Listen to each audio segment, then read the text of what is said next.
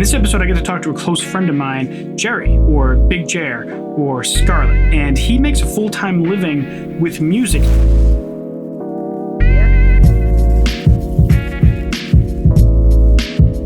What was the thing that kind of kicked you off into teaching? Like, what was your first, paid gig doing teaching work?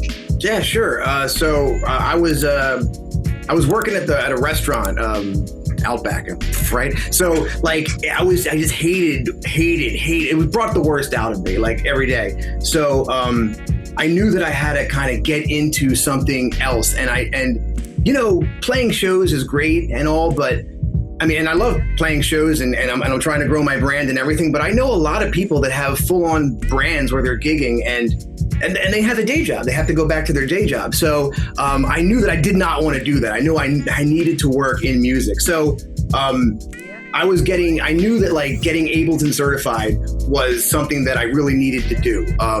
And while I was training or practicing to, get ready for my certification, some of my friends started taking lessons from me. And of course I didn't charge my friends, but then some of their friends wanted to take lessons. So I had to start charging them. So around that time, I was getting a lot of clients coming over and just paying me. At the time, it was only $40, but I was doing so many lessons that that $40 piles up when you do 6 lessons a day every day. At what point when did you decide to pursue the Ableton certification thing, since that was such a pivotal part of kind of where you are now?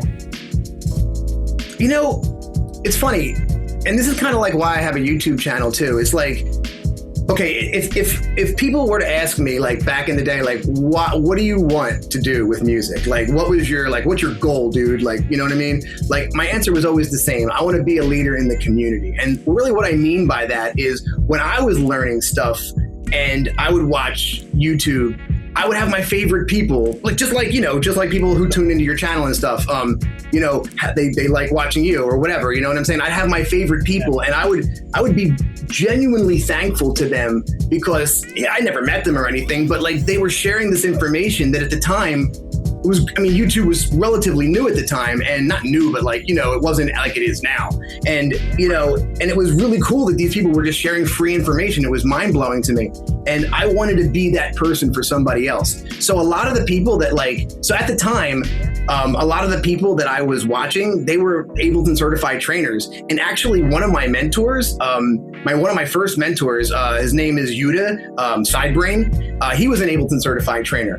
And, I just really looked up to him, and as I just respected his knowledge and everything, and I just wanted to do that too. I was wow, this guy is making a living, teaching, and people respect him. He's an Ableton certified trainer, and at the time there was much less than 200 in the world at the time, and I just wanted to be one of those people. So I knew that would open up more doors for me, because like I said, if you've got a free weekend and a couple $1,000, you can get Pro Tools certified. You know what I mean? It doesn't mean anything, you know what I mean? But there's a 2-year waiting list right now to get Ableton certified. So they keep the numbers really low. So the trainers, it means something when a trainer is working at a school or doing a private lesson or doing an event. It actually means something. So I just knew I wanted to be in that if I could. If someone wanted to kind of replicate your path to being a full-time musician with teaching and courses and stuff, it seems like Icon would be something that'd be very hard to replicate, because of course, so is getting Ableton certified. But you know what, man? It's kind of like getting in first. A lot of these DJs or producers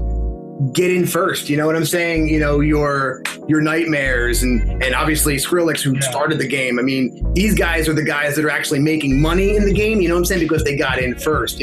Sure, you might be able to land a tour, but you're not going to make Skrillex money ever, no matter what you do. Unless you invent a new genre like he did. You know what I'm saying? So no matter what you do, you're not going to make Skrillex money. You're not going to. You know what I'm saying? Because he did it first. Yeah. I think a lot of newbies in whether it's music or YouTube,